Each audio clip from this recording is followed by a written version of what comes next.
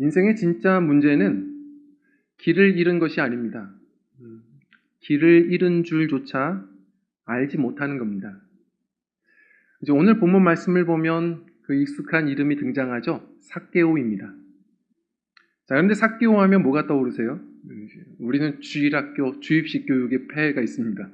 그래서 삭개오 하면 바로 튀어나오죠. 작은 키, 뽕나무, 그리고 그의 직업 세리장, 이런 것들이 이제 떠오릅니다. 자, 그런데 저는 이 본문을 이제 묵상할수록 구도자라는 것이 떠오릅니다. 적어도 길을 잃은 줄 알았던 사람, 그리고 길을 찾았던 사람이 아니었나 생각해 보게 됩니다. 그런 마음에 주님이 알아주시고 만나주셔서 그의 인생이 송두리째 그 제자의 삶으로 바뀌는 걸 우린 보게 됩니다. 자, 오늘 말씀을 한번 좀 생각해 보면서 그 삭개오의 이야기가 우리의 이야기가 아닌가 한번 좀 우리가 도전받으며 말씀을 묵상했으면 좋겠는데요. 우리 그 1절, 2절 그 시작되는 구절을 좀 한번 같이 읽어보겠습니다. 시작. 예수께서 여리고로 들어가 지나가시더라. 삭개오라 이름하는 자가 있으니 세리장이요 또한 부자라. 자, 예수님께서 이제 십자가 지시기 전에 여리고로 들어가십니다. 여리고는 예루살렘으로 들어가는데 꼭 필요한 관문이거든요.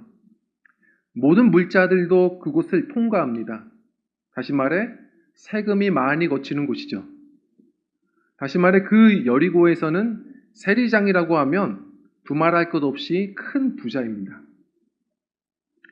당시에 이 로마는요, 어떻게 세금들을 걷었죠? 그 넓은 땅들을 어떻게 걷었냐면 인두세, 머리세라고 하죠.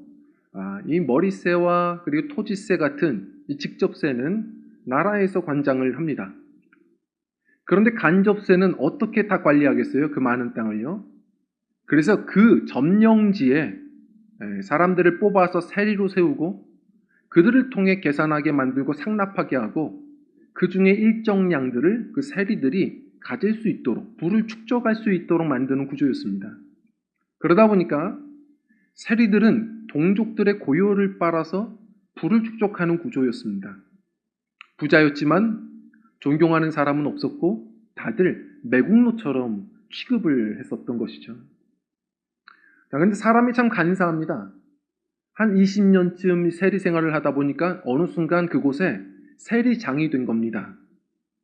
세리장쯤 되면 앞에서 모욕하는 사람은 없습니다. 눈치도 보고 그리고 청탁도 하고 그렇게 앞에서는 머리를 숙이는 사람들도 제법 생겼습니다. 그런데 자신은 느낍니다. 누구 하나 자신을 진심으로 환영하는 사람들은 없다는 것, 사적인 만남들을 갖기는 쉽지 않았다는 것. 그는 어느 순간 그런 생각이 가졌을 것 같습니다. 내가 지금 잘 사는 게 맞나? 열심히 살았고 돈은 많이 벌었는데 지금 난 제대로 이 길을 가는 게 맞나? 내가 동족들 이 유대인들의 고요를 짜서 부를 축적한 나의 인생, 나는 과연 유대인 아브라함의 후손이 맞나? 많은 고민이 있었던 것 같습니다. 그런데 그럴 때 그 여리고에 예수님이 지나가신다는 소식을 들은 겁니다. 어떤 분일까? 그분이라면 내 마음의 이 허무함과 공허함, 이 모든 걸 좀 채우실 수 있을까? 여러 기대감들이 섰을 겁니다. 가장 큰 기대는 예수님의 제자 중에 누가 있습니까? 마태, 세리가 있습니다. 도대체 예수님은 누구길래 세리를 친구로 여길 수가 있을까? 그분은 어떤 분이길래 바로 이 세리를 자신의 제자로 여길 수가 있는 것일까? 삭개오는 그것이 궁금했던 것 같습니다. 그래서 어떤 기대를 가지고 지금 예수님을 보기 위해 다가서는 것이죠. 그런데 군중 앞에 설 수는 없습니다. 지금 돌무화과 나무 그 위로 올라가려 합니다. 그는 키가 작답니다. 군중 앞에는 설 수는 없고 예수님은 보고 싶고 그래서 키 작은 그는 돌무화과 나무, 우린 예전에 뽕나무라고 했죠. 그 위에 올라서 주님을 보는 거예요. 그런데 성도님들 돌무화과 나무는 잎사귀가 무성합니다. 무슨 얘기냐면 보고는 싶지만 들키고 싶지는 않은 겁니다. 지금 숨어서 예수님을 보죠. 사람들에게 들키고 싶지 않고 예수님도 자신을 뭐라고 할까 두려워서 멀리서 지켜볼 뿐입니다. 그런데 예수님은 다가오셨고 주님은 그 삭개오를 사랑으로 불러주셨고 만나 주셨습니다. 오늘 내가 너희 집에 유하여야 하리라. 많은 신학자들은 그 표현을 너희 집에서 하루 잘 수 있겠니? 그렇게 얘기하지 않습니다. 당시 유대 문화처럼 이런 표현은 내가 너희 집에 가서 밤새 너와 함께 식탁의 교제를 나누고 싶다라는 표현이라고 합니다. 그렇게 긴 식탁의 교제를 그와 함께 보내시고 나서 우리는 무슨 얘기를 나눴는지 모르지만 삭개오는 이전의 삭개오가 아닙니다. 모든 재산을 나누고 예수님을 따르는 제자가 되었던 거거든요. 자, 성도님들, 이 이야기는 이제 우리의 이야기임을 한번 생각해 보셔야 됩니다. 예배에 나오셨습니다. 그래도 주님을 보고자 그 은혜에 대한 무언가의 갈망이 있어 우리는 예배에 나옵니다. 그러나 들키고 싶지는 않습니다. 내 안에 어떠한 허물 때문에 아니면 포기하지 못하는 나의 어떤 욕심 때문에 우리 주님 앞에 온전히 나아가지 못하는, 그래서 우리는 항상 불편한 예배의 자리가 돌무화과 나무 위가 아닐까 생각을 해보게 됩니다. 그러나 여전히 우리를 사랑하시며 부르시는 그 주님의 음성이 우리 성도님들 오늘 우리를 또한 변화시키시는 줄 믿습니다. 아마 그렇게 말씀하실 겁니다. 네, 오늘 내가 너희 집에 유하여야 하리라. 그 집이 성도님들의 마음일 수 있고 성도님들과 함께 나아가는 정말 성도님들의 가정일 수도 있습니다. 주님이 함께 하시면 만족이 있고 변화가 있습니다. 우리 주님의 이 음성을 우리가 이렇게 듣기를 원하는데요. 이 주님의 삭개오에게 하신 말씀은 이런 말씀입니다. 우리 첫 번째로 우리 한번 읽어보겠습니다. 시작. 예수님은 이미 당신을 사랑으로 보고 계신다. 우리 5절 말씀 읽어볼게요. 시작. 쳐다보시고 이르시되 삭개오야 속히 내려오라. 내가 오늘 네 집에 유하여야 하겠다 하시니 아멘. 삭개오는요, 예수님이 다가와 자신의 이름을 불러주는 순간 그 마음의 장벽은 다 허물어졌을 겁니다. 삭개오야, 그 말 한마디에 이미 끝났습니다. 왜 그럴까요? 제가 며칠 전 한 기사를 보고선 웃었습니다. 아시죠? 우리나라를 대표하는 세계적인 축구 선수 손흥민 씨가, 이 선수가 자신이 소속되어 있는 그 팀 토트넘을 41년 만에 그 유로파 대회에 정상으로 이끌었다 해서 지금 팬들이 난립니다. 그 경기장 앞에 뭐 손흥민 동상을 세우자 막 그런 이야기들이 들리죠. 우리도 신기해요. 자, 그런데 제가 참 재밌었던 기사는 그 경기 중에 이 팬들이 정말 우승에 대한 갈망이 있었던 것 같아요. 그 팬 중에 하나가 후반전을 못 볼 만큼 그 경기 중에 아이가 태어난 겁니다. 딸아이가 저렇게 이쁘게 태어났어요. 근데 얼마나 이 유럽 사람들이 축구에 진심인지 그 딸 아이의 이름을 지었습니다. 안젤라 메디슨 흥민이랍니다. 이름을 흥민으로 지을 수가 있을까? 저는 이게 더 놀라운 겁니다. 어떻게 그럴 수 있지? 진짜 유럽 사람들은 축구가 진심인가 보다. 성도님들, 그러나 이게 기사화되는 이유는 모두가 다 이거 놀랄만한 이유 아니겠습니까? 웃을만한 이야기죠. 그분은 진심이겠지만 우리가 볼 때는 참 이 딸은 무슨 죄인가 생각이 듭니다. 아이의 이름을 그냥 대충 감정적으로 짓는 사람은 없습니다. 특히나 동양 사람들, 유대인들은 더더욱 그랬습니다. 그 이름에 그 인생이 담겨 있습니다. 그 부모님도 그래서 삭개오라는 이름을 붙여줬을 겁니다. 삭개오의 이름의 뜻을 아시나요? 순결한, 의로운 그런 뜻입니다. 삭개오는 어느 순간 자신의 이름을 지워 나갔을 겁니다. 누가 부르는 것조차 부담스러우니까요. 이름과는 너무 다른 길로 인생을 살아왔습니다. 순결하며 의로우며 자신이 그런 이름을 들을 만한 가치가 있습니까? 사람들도 그렇게 불러주지 않았을 겁니다. 눈앞에서는 인사하며 세리장님 했을 것이고 그 뒷전에서는 다른 세리들에게 당시 유대인들이 말한 것처럼 로마의 개라고 욕했을 겁니다. 그런 이야기만을 듣고 살았고 자신은 이 아름다운 이름을 놓치고 살았을 겁니다. 그런데 이미 처음 보신 예수님, 그러나 다 알고 계시는 것 같은 그 주님이 자기에게 다가와 불러주셨죠. 삭개오야. 자신의 잊고 있던 이름이 지금 들려졌습니다. 성도님들, 우리가 늘 이런 경험을 하며 신앙생활을 합니다. 남들이 뭐라고 할 때도 있고 무엇보다 자기 자신을 볼 때에도 그럴 때가 있습니다. 너무 실망스럽습니다. 우리는 신앙에 있어서도 늘 넘어질 때 많고 늘 항상 삶의 성과도 보면 초라해서 어디 내세우기도 힘듭니다. 근데 그런 순간마다 우리 자존감들은 땅에 떨어지고 우리 주님 앞에 온전히 나아가지도 못하는 돌무화과 위에 있는 내 모습을 볼 때가 있습니다. 그런데 신기한 건 예배할 때마다 기도할 때마다 주님은 한결같이 보신다는 겁니다. 내가 택하여 구별한 거룩한 성도야 라고 불러주십니다. 사랑하는 아들아, 사랑하는 내 딸아, 오늘도 불러주시는 분이십니다. 제가 얼마 전에 한 글을 읽다가 감동을 했어요. 어느 기관사의 안내방송이라는 글이었습니다.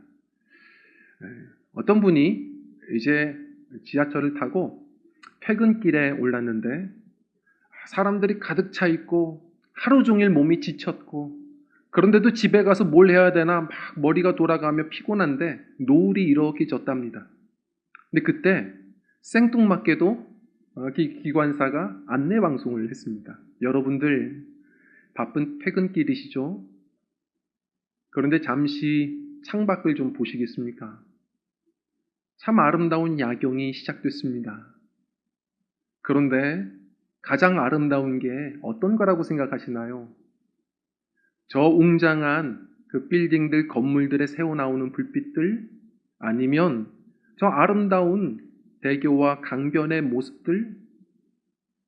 저는 그렇게 생각하지 않습니다. 저 길 건너에 퇴근길에 오른 저 지나가는 자동차들의 불빛들이 전 가장 아름다운 것 같습니다. 그런데 저 차량들을 운전하는 사람들은 자신이 운전하는 차량의 불빛이 길 건너 사람들에게 이렇게 아름답다는 것을 알고는 있을까요? 오늘 하루 어떤 삶을 사셨는지 모르겠습니다. 그러나 최선을 다해 그 자신의 자리를 지키셨고 열심히 살아온 여러분들, 어디선가 누군가의 시선에는 여러분들의 모습이 저렇게 아름답게 빛나고 있다는 사실을 잊지 않으셨으면 좋겠습니다. 이상입니다. 그런 글을 제가 읽게 되는데 그 안에 타고 있던 승객들만이 아니라 이 글을 읽는 사람들, 저조차 참 이게 감동이구나 생각이 좀 들었습니다. 성도님들, 이것이 하나님의 시선이 아닌가 생각해 봅니다.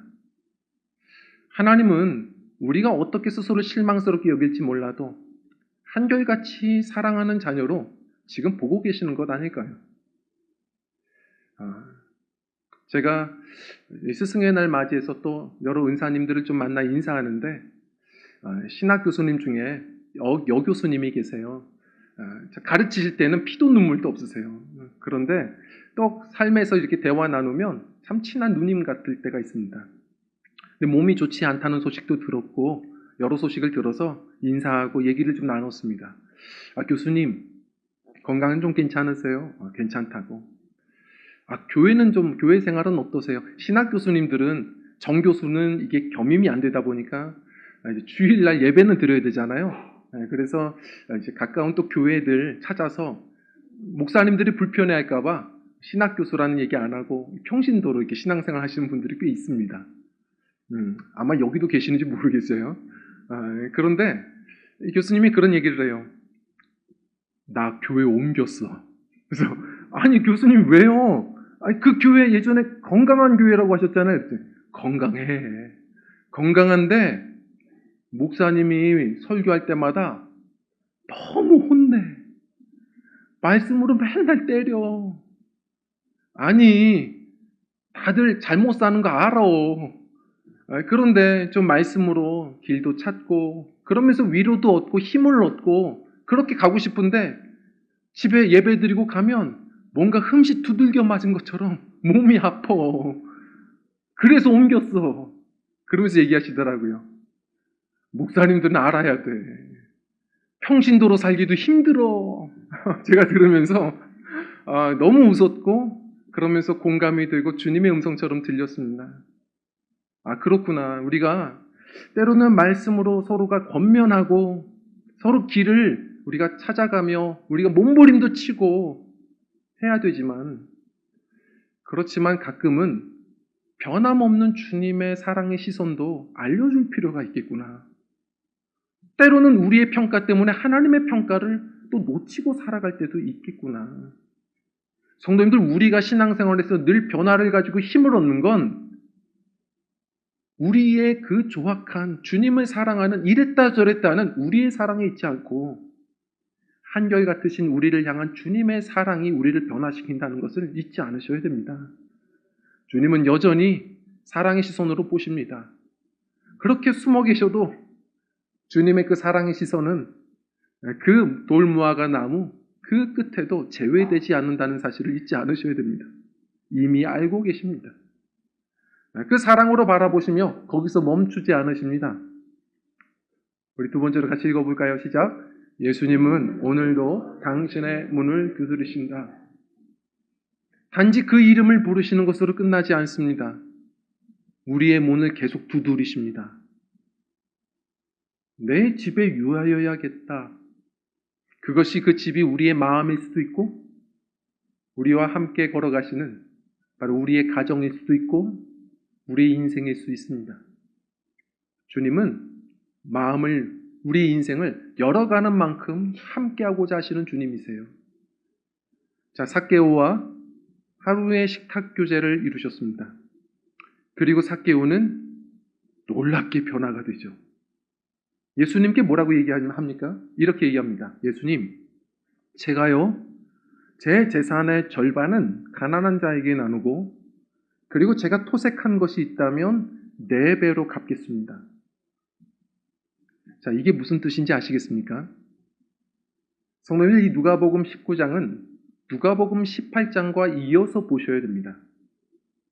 누가복음 18장에 삭개오와 너무 비슷한 한 인물이 등장합니다. 누구죠?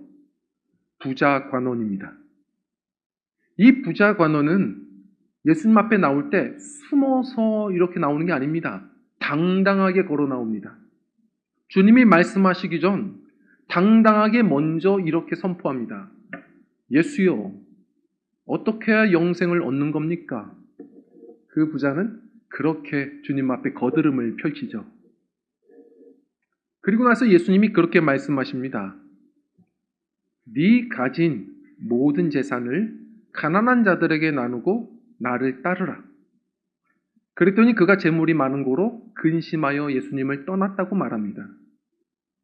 삭개오는 식탁의 교제를 마치고 이야기하는 겁니다. 제가 재산의 절반은 가난한 자에게 토색한 것은 4배로 갚겠습니다. 이 4배라는 건 뭐냐면요, 율법의 최고 기준입니다. 자신이 자발적으로 고백하면 그건 20%만 더해주면 됩니다. 그런데 4배는 소와 양, 도둑질했을 때 걸렸을 때 벌금이에요. 그렇게 모든 것을 최대치로 갚겠다는 겁니다. 이것은 무슨 얘기죠? 절반은 가난한 자에게, 절반은 토색한 것의 4배로. 이것은 무슨 얘기냐면 아주 구체적으로 진실되게 전부를 나누겠다는 겁니다. 전부를 나누고 당신을 쫓겠습니다입니다. 성도님들, 이것은 제가 이만큼 헌금했습니다. 제가 이만큼 부자입니다. 이런 얘기가 아닙니다. 예수님이 듣고자 했던 말입니다. 그 어떤 재물보다 그 어떤 명예보다 주님이 더 저에게는 소중합니다. 그런 이야기입니다. 그 어떤 선물보다 저는 영생이 가장 귀합니다. 그런 이야기입니다. 성도님들, 이 부자 간원은 왜 그런 은혜를 얻지 못했습니까? 그는 예수님께 이렇게 고백합니다. 율법이요, 전 어렸을 때부터 그 모든 율법을 다 지켰나이다. 주님이 말씀이 들어갈 공간이 없습니다. 성경에서 이야기하는 것처럼 하나님은 교만한 자를 대적하시고 겸손한 자에게 은혜를 베푸신다 말씀하십니다. 제가 오늘은 제 얘기를 좀 하겠습니다. 제가 신학교 시절에 선교단을 생활을 하면서 저는 웬만한 악기는 저도 다 다루게 되었습니다. 그리고 사역도 일찍 시작하면서 항상 칭찬받으며 많은 열매를 얻었던 것 같습니다. 그리고 신학교에서 제가 공부를 제대로 마음먹었을 때부터 보면 석사과정도 항상 장학금 받고 공부하고 박사과정도 가장 빠른 시간에 논문을 패스해서 또 외부 심사위원들에게 찬사도 받고 강사 생활을 하면서도 지난 학기에 또 강의평가 1위도 했습니다. 안양시 기독교연합회에서 목사님들은 또 저를 안양시 목회자들의 얼굴이라고 표현해 주십니다. 자, 저를 큰 목소리를 한번 좀 따라해 주시겠습니까? 목사님, 그만 좀 하세요. 저는 잠시 시원했지만 얼마나 꼴보기 싫습니까?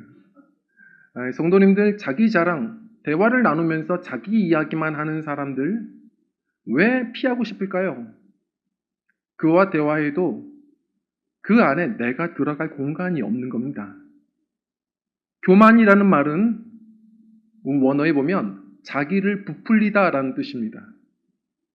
자기가 그 실제보다도 더 심취해서 부풀리고 부풀려서 그 어떤 것도 들어갈 수 없는 것이 교만입니다. 겸손이요. 저는 그런 거 못합니다. 저 시키지 마세요. 그건요, 그 일을 맡겨주신 주님의 능력을 믿지 못하는 불신앙이지 그건 겸손이 아닙니다. 진짜 겸손은 다시 얘기합니다.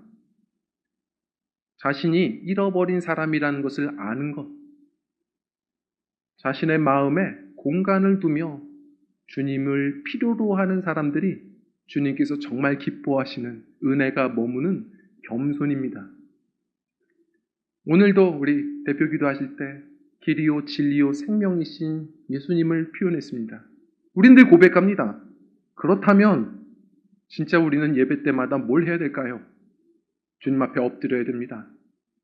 주님은 길이십니다. 다시 말해 주님과 멀어진 저는 이러나 저러나 길 잃어버린 자입니다. 주님은 진리이십니다. 주님을 떠난 저는 답이 없는 인생이요 불의한 인간입니다. 주님이 없으면 아무리 힘 펄펄 나는 것 같고 방방 뛰는 것 같아도 저는 오늘도 죽은 자입니다.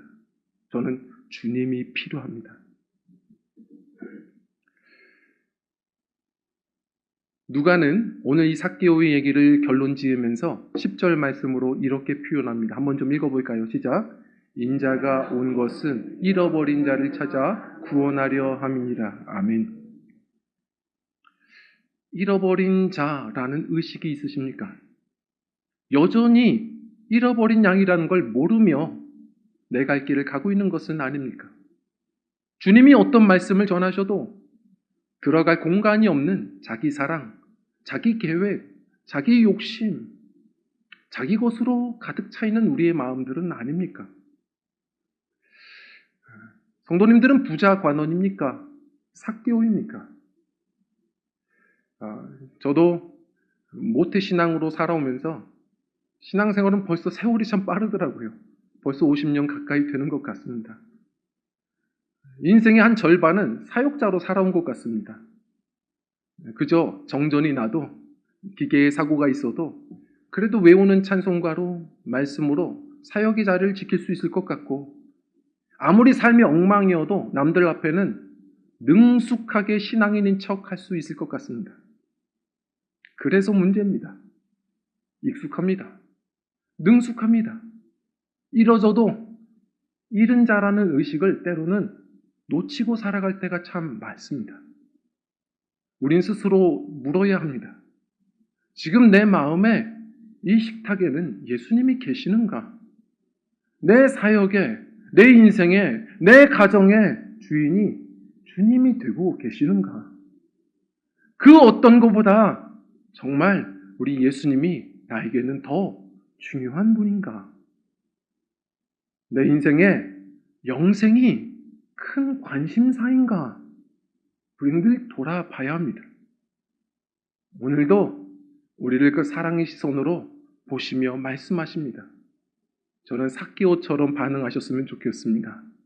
주님 앞에 급히 내려가 주님을 즐거워하며 주님을 환영하는 겁니다.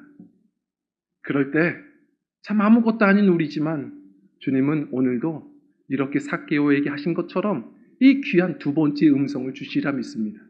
오늘 네 집에, 네 마음에, 네 가정에, 네 인생에 구원이 임하였느니라. 그 놀라운 만찬의 기쁨을 누리시기를, 그 주님의 은혜로 함께 동행하며 또 아름다운 변화를 함께 만들어가며 누리며 나누며 살아내시는 복음의 편지들이 되시기를 주님의 이름으로 간절히 축원드립니다. 함께 찬양하고 기도하겠습니다.